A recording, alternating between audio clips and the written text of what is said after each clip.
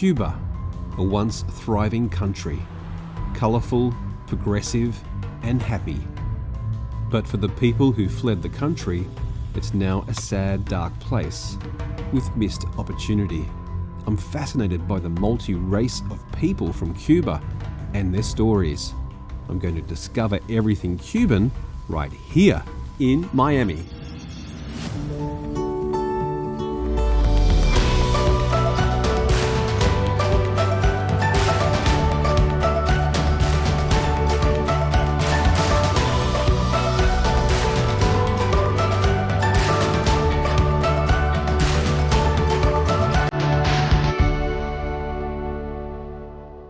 Cuban Americans are the third largest Latino group in the United States.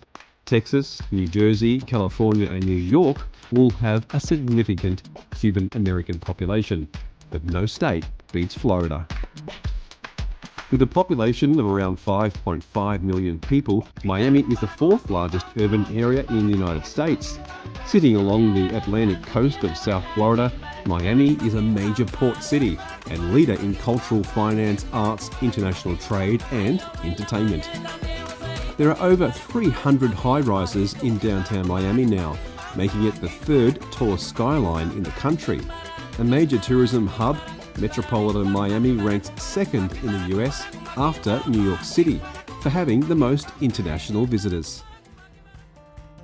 The population grew after Fidel Castro rose to power in Cuba in 1959, when many wealthy Cubans sought refuge in Miami. While racial and cultural tensions arose, the city eventually developed and came together. Today, Miami is the second largest city where the majority speak Spanish. Nicknamed the capital of Latin America, Miami is the largest city with Cuban American people. Today we meet a woman who turned Miami's area code into the official time for a coffee break. We meet a fashion designer who recently designed an incredible Cuban skirt for Michelle Obama. I eat food from Gloria and Emilio Estefan's kitchen. I even get a salsa dancing lesson from one of Miami's best dancing instructors. I learned how to make a Cuban meal and I tried the world's most famous Cuban sandwich. Miami is famous for its strong coffee, many people even calling it crack coffee. So for my first stop in Miami, I have to see what all the fuss is about. I'm catching up with one of Miami's award-winning publicists, Jenny Lee Molina, at Sergio's Cuban Kitchen. Cuban food it's unique because it comes from so many different nationalities that kind of make it up, right? Yeah, and I think that's why there's so much flavor, right? It's almost like you got the best of like the Spanish food and a lot of Spanish food techniques, and then you have, of course, the Caribbean influence, but then you also have the African influence. Yeah. And so a lot of that is because of, all of the migration into Cuba from Spain, from Africa, and that really did influence the flavors of the cuisine in Cuba. Oh my gosh. So these are the Frita sliders. Yeah. They come with crispy potatoes, and the patty is a combination of chorizo and meat. Yep. It's kind of blended into this delicious patty that's fried, and they put them in these little Cuban roll. Politically, what happens here in Cuba, here I go, Miami. I'm in Miami, not Cuba. Politically, what happens between the two countries? Do people talk about it, or is it something you just don't discuss? I think a lot of people do talk about it. It's always present, especially more so for those that left Cuba to come here. Yeah. There's always this hope to go back one day, to be able to, this is almost like a temporary home, and for many it's become their permanent home, but they came with the idea that one day they would go back, and so that's the reality for people like my grandparents. Yeah. But for someone like my mother who came to this country when she was only 9 years old, this is her home. Yeah. And so we really embrace our Cuban heritage here, our roots, because we almost feel like we were forced out of. What happens? Why did people leave? The Cuban Revolution didn't really allow for a lot of freedom of religion, freedom of press, even artistic expression. If you weren't in alignment, with the communist regime, you were almost considered an enemy, and it's still, a sad situation there. But hopefully, that's something that's going to continue to evolve and change, and in the future. Yeah, for sure. Yeah. Let's try this slider, huh? Try it before it gets cold. Let's try this. Mm. That's really great. I've never tasted a potato kind of like ground up like that. Yeah. As part of a slab wrap. It's really, really nice. And the beef is really good. I would say the Cuban food in Miami is better than Cuba. But Oh, wow. but that's only because they really don't have the same amount of resources that we have here. Okay. Versailles, I've heard, is kind of like a little mini Cuban embassy. Yes, it has become stomping grounds for any political candidate or any protest. So that is the quintessential Cuban spot in Miami. Oh, they're bringing us more food, by the way. Okay. Oh my gosh. Come on in. Well, they just wanted to give you a little taste of everything. Oh my gosh, this is so much. Okay, so 305. It's exactly 305 right now. 305 is Miami's area code, and it's also our official coffee break time. You started this trend. So yeah, it was a fun campaign. It happened to be 305 in the afternoon. I was at a ventanita, which is the Cuban coffee window, where you just come up, order your coffee, and you're on your way. And it was 305 in the afternoon. I decided to hashtag 305 Cafecito and jokingly said 305 should be Miami's official coffee break time because we love our Cuban coffee here. Yeah. And before I knew it, other people started doing it, and it's been really fun. The mayor even made it official. Is that right? Yeah, so we're the only city in the United States that has a coffee break. Great. Oh my gosh. Now this is crack coffee, they call It it. is. Serious? Is it called crack coffee here? Well, we call it cafecito or Cuban coffee. Yeah. But we all know that Cuban coffee is very concentrated. It's espresso, and there's a lot of sugar. Really? So it's a combination of caffeine and sugar. And cheers to 305. Cheers. Welcome to Miami. Thank you so much.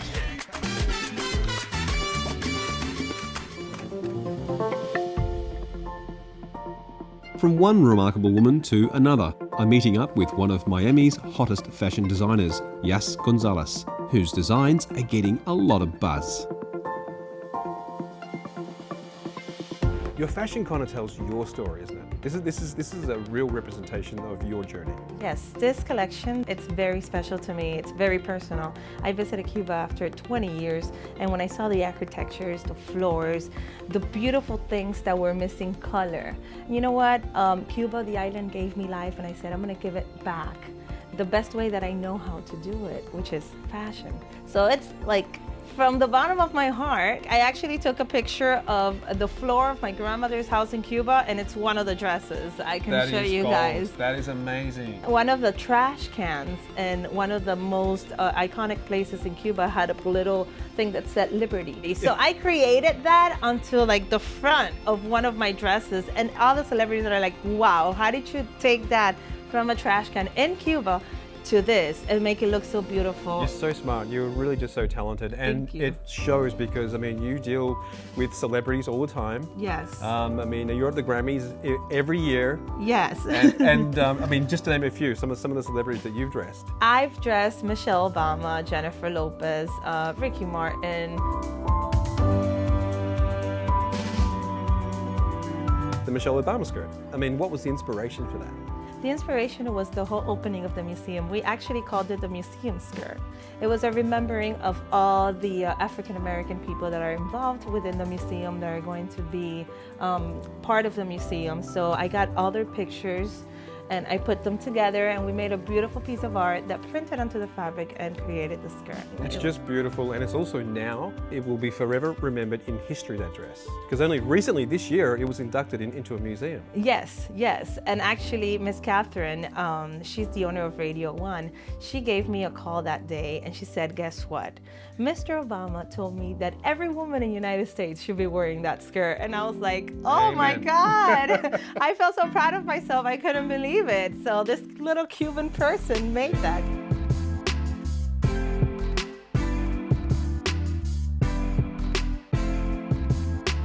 When we return, I take you to one of Miami's best kept secrets, a museum of murals in the Arts District. The bright, rich colours are truly incredible.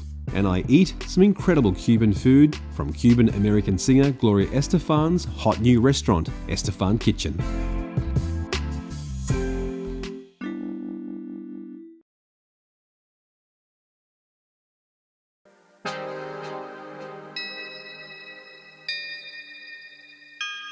A mile inland from the beach is the greatest graffiti art that I've ever seen. The Wynwood Walls, community in Miami's art district, that is oozing with bright colours and beautiful murals, painted on over 80,000 square feet of walls. In 2009, the late Tony Goldman, the renowned community revitaliser and placemaker, wanted to transform the warehouse district of Wynwood into a major art statement. Tony wanted to put the underappreciated graffiti street art on the map and saw what used to be warehouse buildings with no windows as a blank canvas. After bringing together 50 artists from 16 countries, a masterpiece was created, and it's now a Miami must-see.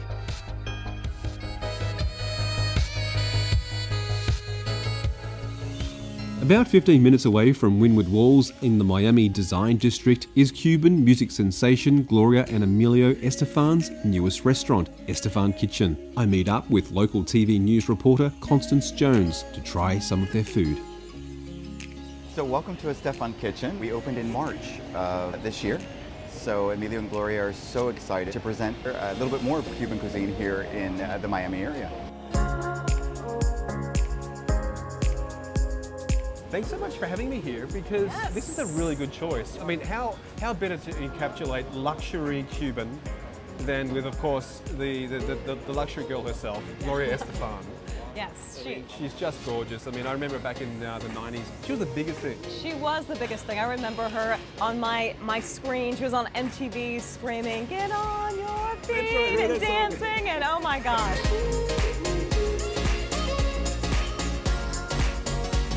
If I was going to imagine the kind of restaurant that Gloria Estefan would have, this is it. This is it, and it really has that cool Art Deco feel to it. And the Yes, location, yeah. this is Art Deco, and this Yeah. is like classic Art Deco with a little bit of glitz to it. It's just fascinating. I mean, really, every town kind of has their heroes. Yeah. And everyone loves them here. I mean, I think they really brought the story of the Cuban people to the American tapestry as a whole. I think a lot of people may not understand everything that Cuban Americans had to go through to come to this country, and then just the success story about how she was able to make it and her husband, and they stay connected to this community. Miami is about the art, the culture, and even this restaurant is like a fusion. It's like a hip kind of take on Cuban food.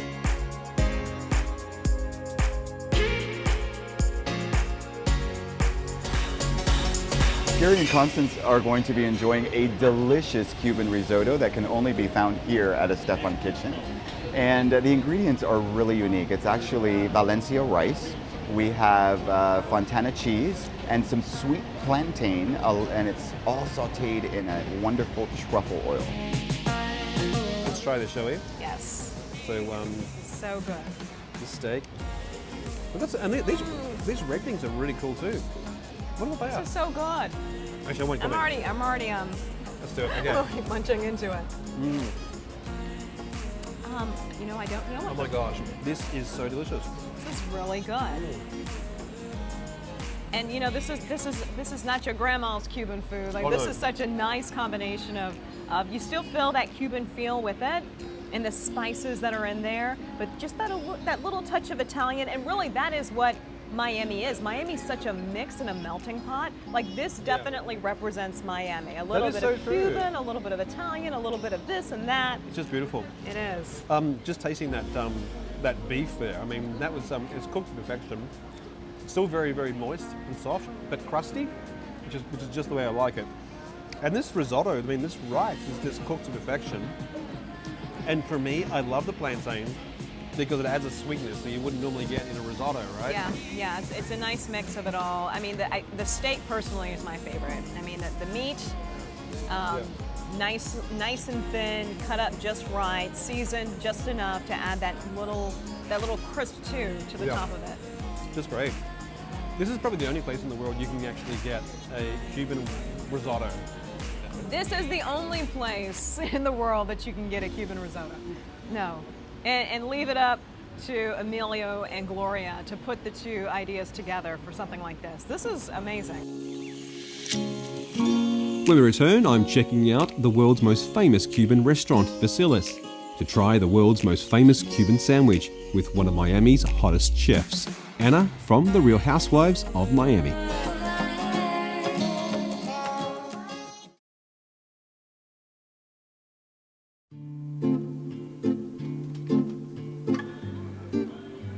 And hey, Norman. Welcome, Gary. Good Great to see meet you. And welcome to the official Cuban quarter of Miami Beach. This is so cool. Now I feel like I'm Cuban. Now you feel like you're Cuban because this is the essence of what the Cuban culture is about. The rhythm of the drums and learning how to salsa.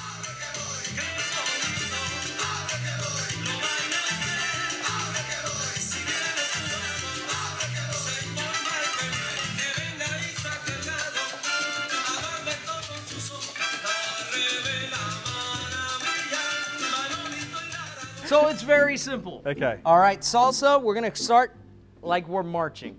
Left, right, left, pause. So one too many. Do it again. All right. And 1, 2, 3, stop. Now let those hips go, Gary. You can do it. Left, right, left. Move those hips. 5, 6, 7, and 1, 2, 3, and 5, 6, 7. So you passed the first test. Wow. You're a quarter on your way to being great. fully Cuban. Love it. All right, so All right. there's 3 directions. Very simple in salsa. There's the forward, Yep. there's the side, and there's the back. Good. And left, right, there you go. That's good. Step, side together. Good job. Got it. I got it. I'm getting the rhythm now. Now, one more thing. You have to keep your arms up. Almost Yep. like you're in a boxing match. You Sure. always got to keep your arms up. But don't close the fist fully. You want Okay. to keep them open, so then you're available to dance with the Ah, lady. because that kind of looks cool. like, Right, it's got the- exactly, yeah, exactly. You that's- gotta let the shoulders loose. Yeah. So you're gonna leave the shoulders loose and let them just dangle as you step. The step's gonna take care of it all. So I'm we're gonna impressing the go ladies ahead. with this part here right now, right? And Yeah. this is just kind of like to, Let it to loose. tease them. Right, Okay. exactly. That's the key. So you're gonna go ahead and you're gonna step back now. ¿Estás listo para bailar? I Con don't ella? speak any of that. Are you ready to dance with her? Oh, that was literally yeah. what I said. Okay, let's do it. All right, we're gonna Yep. try it. You're gonna go ahead and hold this hand right about her eye level. So you're gonna do the first step that we learned, going forward with the left and then back with the right. Forward, step together, and right back together. Now let those hips loose. You got it, Gary. Okay, Come on. let's do it. You know what you're missing? You're not looking into her eyes. Oh, That's what it is. She's so Ready? beautiful as well. It's like I'm just watching my step. Here we go. And 1, 2, 3. Look at her. There you go. You see how much easier it is, Gary? Now So you don't much need to think better. about the step, and it's just coming. I think I've got this down now. So You I got think if you could just leave me here, and I think we, Yeah, I think I'll we can leave work you this with out. Carrie. All Carrie, right? she's a good one. All right, let's do it. And cue your music, please. And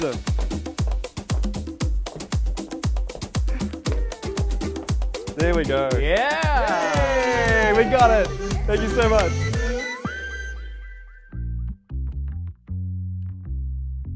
Yesterday, I worked up an appetite for Yucca Lounge, so I'm going to head downstairs this time into the restaurant for a cooking lesson on making Vaca Frita, also known as fried cow.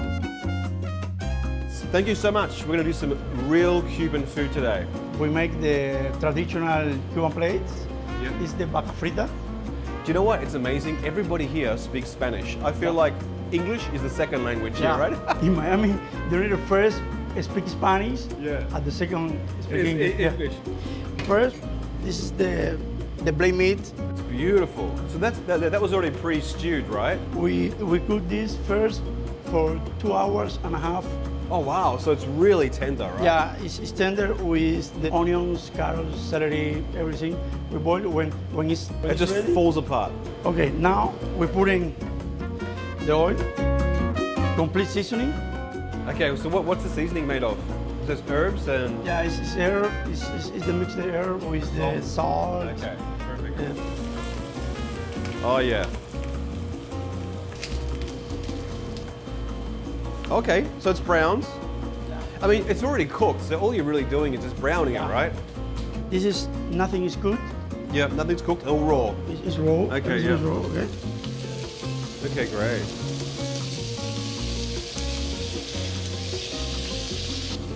Lime on top, oh yeah. And that's served just like that.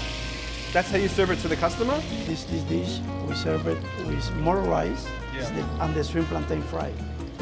So I'll take a bit of this. Oh, look at that, it's just falling apart off the fork. That is wonderful, look at that. It's like a pulled beef almost. Make a little bit of plantain, which I love, by the way. It's my favorite thing about Cuban food, is the plantains. Mmm. Mmm. Like it? That beef is really tasty. And because it's cooked so well in oil, and the fire that came through, it kind of burns it a little bit.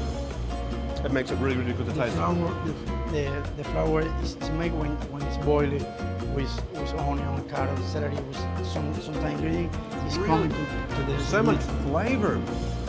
And these plantains just make everything taste good, as far as I can say. This is great. This is wonderful.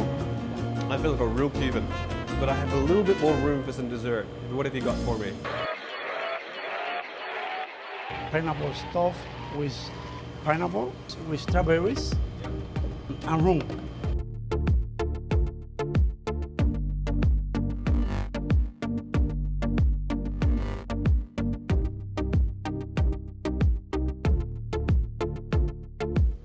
And then the magic happens when you put the rum in, huh?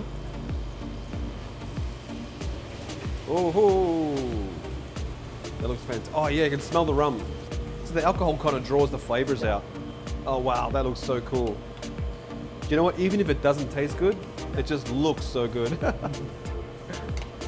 And then the ice cream. Oh my gosh. Perfect. That's the hot and the cold juxtaposition. Only one thing left to do. That is to try it. So we have a bit of, oh yeah, so it's, the fruit is really soft. The great thing about the dessert like this, even though it's got a lot of sugar, it's still healthy because it's fruit. So I've had a true Cuban experience and it makes me really want to go to your country. So thank you so much, sir. Thank you. When we return, I'm checking out the world's most famous Cuban restaurant, Versailles, to try the world's most famous Cuban sandwich with one of Miami's hottest chefs, Anna from the Real Housewives of Miami.